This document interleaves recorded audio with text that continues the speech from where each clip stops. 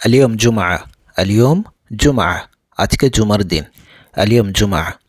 তদ্রূপভাবে সপ্তাহের বাকি দিনগুলোর জন্য আমরা এই একই বাক্য ব্যবহার করতে পারি। যেমন আজকে বৃহস্পতিবার, আলিয়ম আল খামিস। এভাবে আরও যেমন বলতে পারি আলিয়ম খামিস, আলিয়ম রবর, আলিয়ম তুলুত। এভাবেই জুমার দিনের অনেক ফজিলত আছে। আজুম আলাহা ফদল কবির, আজুম আলাহা ফদল কবির। নামাজের সাথে অটল থাকো। খাল্লিক আলা সলাহ, খাল্লিক থাকো। এখানে খাল্লিক শব্দটা অটল থাকো অথবা থাকো এরকমটা বোঝায়।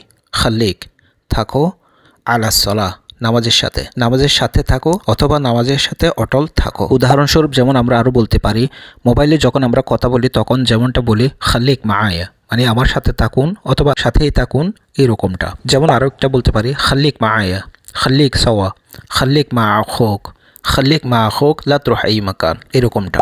সর্বশেষ কারো কাছ থেকে বিদায় নেওয়ার জন্য মা আসসালামা বলতে হয়। আঞ্চলিক আরবি ভাষা শিক্ষা কোর্স। আর কোর্সটি ক্রয় করার জন্য উল্লেখিত নাম্বারে যোগাযোগ করুন। ধন্যবাদ।